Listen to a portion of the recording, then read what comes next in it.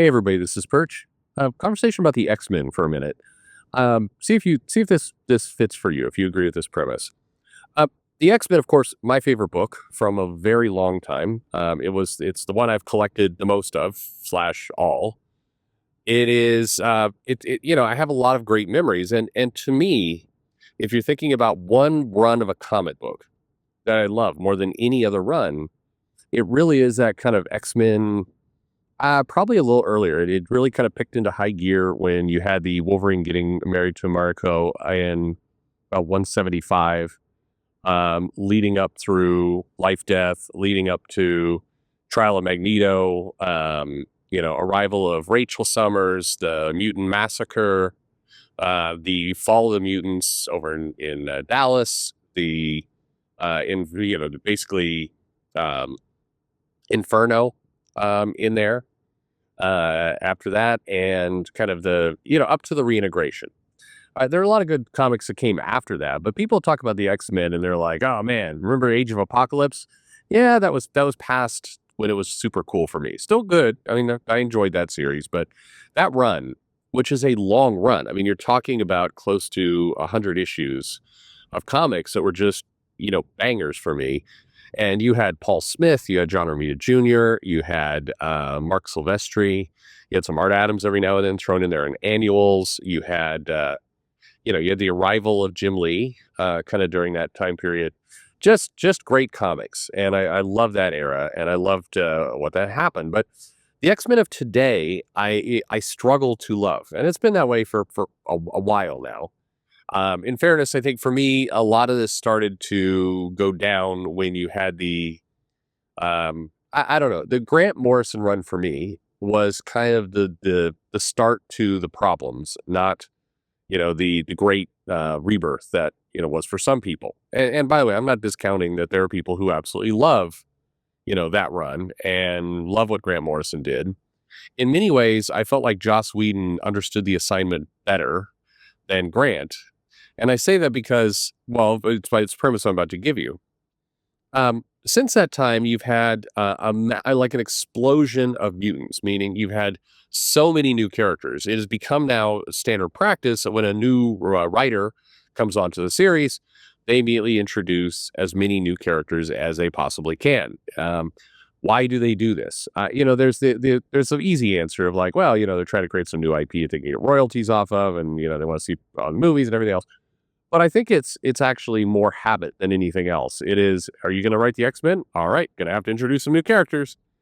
And it's like, we walked through the Claremont time of, hey, I'm going to introduce, Rogue. I'm going to introduce Gambit.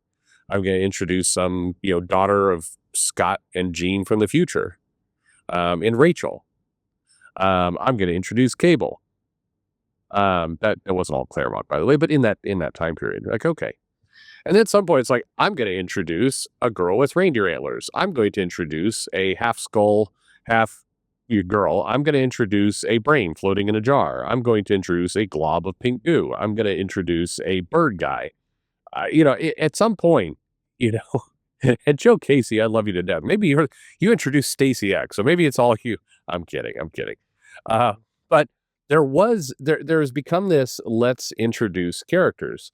And if you look at the new run, you've got Jed McKay, you've got Eve Ewing, you've got Gail Simone, and what is true of all three of their titles? A ton of new characters that have come out with a variety of powers. There's a girl with a horse. There is I'm not just picking on that. There's a guy with weird shit coming out of his back. There is an autistic girl with space buns. We've got just the problem to me, and this may hit hard if you're a comic fan. The problem to me is the X-Men has fallen into the trap of the Legion of Superheroes.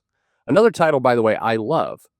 But the runs of that I love are the ones where they really focused on a core group of characters. Yes, the other characters out there, it was a legion. It wasn't just, a team of three. But still, the comic had enough good sense to focus on a relatively small group. And I love the 5 years later time period because it took that focus even more extreme. It showed us what happened to some of these characters, but really it narrowed the people who are on the page to the point that you had a core group that you could cheer for, that you could get behind, that you could, figure out and move with. And it didn't concern itself with, let's introduce a new character every 2 issues. Let's just kind of throw things out. Because the problem you have with the X-Men today, and I can say this as, this is a problem even back in like 2017. I remember being in the shop and people are coming in and they're like, how should I start the X-Men? I always find it, by the way, a little funny when people are asking somebody who works in a comic shop. So where should I begin here? The answer is issue 1 is where you should begin, by the way. And now I do realize that's complex. Like, which issue 1? It's like the one that's the earliest in time, issue 1.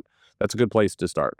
There are other answers like, well, you could pick it up when, you had the blue and gold era. You could do, you've got other ways you could answer that question. But the real answer is issue 1. Yeah, the 60s. That means you're going to go through a bunch of kind of cringy shit for some of that time period, but that's the right place because that's the beginning. You should start at the beginning. The analogy, and by the way, I've had fierce arguments about this too. It'd be like, hey, where should I start reading Lord of the Rings? It's like, you should start after they leave the cave for the first time, like, and Gandalf falls, into a pit. Just skip all that and just start there because that's a good place. Like, what? That doesn't make any sense. Anyway, I could go on and on with this analogy. Like, hey, where should I start with Star Wars? When the answer is Star Wars Episode 4, the one in the 70s. That one. That's where you start. But better be like, hey, you should start with Season 2, Episode 4 of The Mandalorian. That's the best place to. What are you talking about? Anyway, but the challenge is if you're coming into the X-Men now and you pick it up, a logical question for a newbie or somebody who's into comics reading is like, okay, who's the team? They got to get their head around who are the people that I am reading. And if the answer is, well, there's 500 characters here, and, we've got 8 that we're focusing on right now, and 3 of them have backstories that date 5 decades, and 3 of them were introduced 2 issues ago, and 1 of them is about to die. And it's like, what the that's not how people digest comics. And it is one of the reasons why you see sales slipping. And by the way, I've heard this argument of like, no, there's a new audience. There's a bunch of normies. There's a new audience, and they're into this stuff, and it's new characters they can relate to from the beginning. Yeah, except there's no evidence that's true. If you look at the sales, if you look at where things are placed, there is no evidence that there's been a surge of new readers. And if you go online to one of the pirate sites and you look at the comments, you will see basically comments from only existing older readers like, where the hell is what happened to Strife? It's like you get comments like that. You get some people going, I legitimately, you can look at the newest issue of the X-Men at the time of this recording. You can go to the comments of one of the big pirate sites, and the comments are, I tried reading X-Men for the first time. WTF is this? I don't understand who any of these people are. Which is reasonable if you're a new reader, but how do you even go back and digest? It is the Legion of Superheroes problem. There are so many characters, and there's such fluidity to the team makeup and who is in the book that it makes virtually no sense. Once upon a time, the idea of shifting the leadership, in this case, shifting it from Cyclops to Storm, was a big freaking deal. Like, that was something they led up to. It was a monumental moment. The passing of the torch. Cyclops had more or less been the leader for 200 issues, occasional breaks in there. And they had definitely been doing a really great job of building up Storm as a natural leader. The people who were reading the book at that time are like, well, of course Storm's the leader because, she's been putting in the work. And it's like, they've been building this character up, to lead.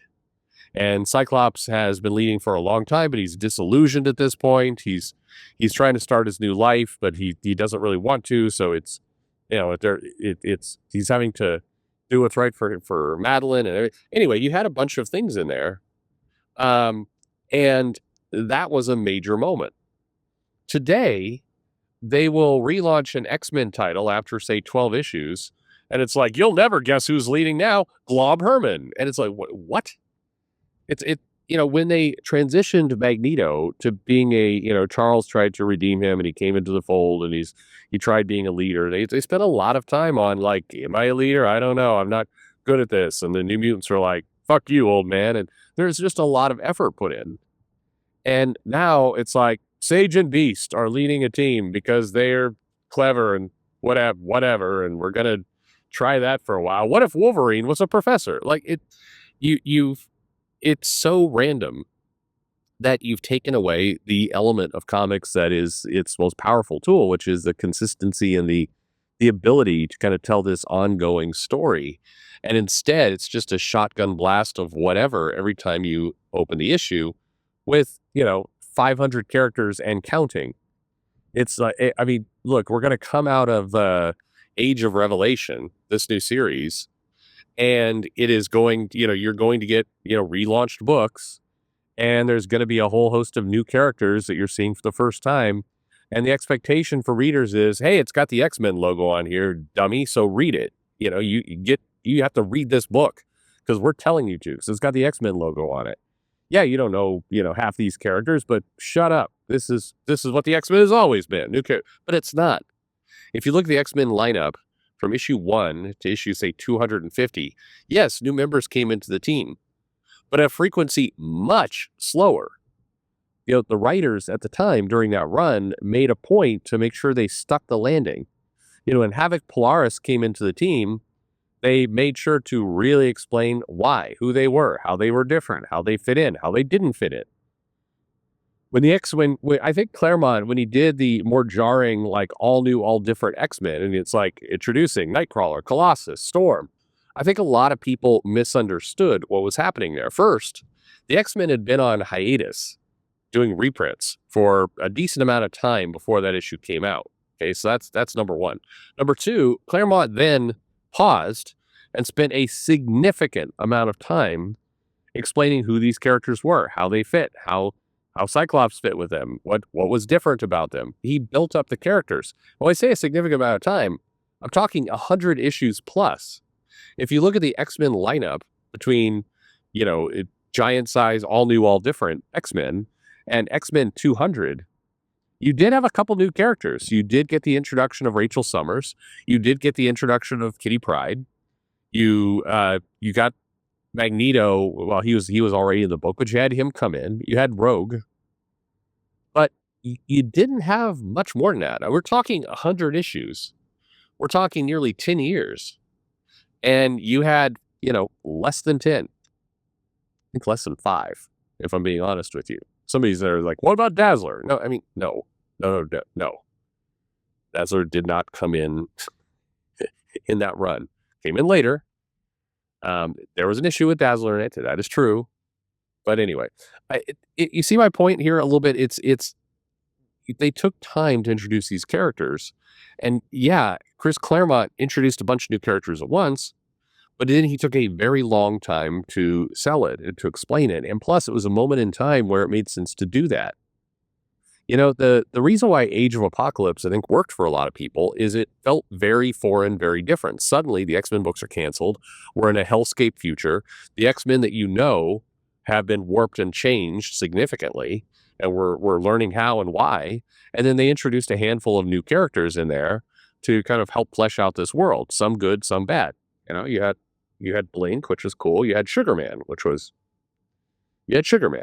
and so it felt unique and novel. I read the first issue I got an advanced copy of the Age of Revelation comic, and it's like it doesn't hit the same because the readers are already getting all new, all different, like every couple months. And so it's like, oh, it's a completely different world, and Cyclops has a beard now, and I mean, the world's all grass. I mean, okay. It just, it doesn't land. It's a reason why that Ten of Swords crossover that Hickman and Teeny did, I also think doesn't land because you bring it up and it's like, here's a new mythology, a new planets and dimension, and here's 50 characters and a new status quo. And it's like, all right. You can give the readers a lot, and the readers are not dumb. They can adapt to it, but readers also like to come to love something. It's why if you go to a football game, if the players were different every single game, yeah, you have people who are going to show up to cheer, the Cowboys, God help them. But they like to cheer for players. They like to get behind individuals as much as they get behind the team. And, the X-Men, there is a core group of characters. If you launched a book today and you said, all right, in this book, we're going to really steer into that classic team, that team from issue 100 to 200. We're going to have Storm, we're going to have Nightcrawler, we're going to have Colossus, we're going to have Cyclops. We're going to really build around that group of people, and then don't invent a brand new character, but put a bunch of a couple lesser known characters. Throw Gambit in there, fine, throw Rogue in there, but they're not lesser known. But you take my somebody's going to bitch about that anyway. You take that group and just let it cook for 2 years. Let them have big adventures as that team. Go in with the core marketable team and go for it. And don't try and get silly with, you know what I need to do is introduce 50 new characters. Just let it run. I think that, one, you'd have a good selling comic book, but you'd also gain back a lot of these readers that frankly are just exhausted and confused. Anyway, that's my premise. What do you think? I think they've got the Legion of Superheroes problem at this point. They've got way too many characters. They randomly check in on them all the time, and you just can't tell which way is up. So, thanks for listening.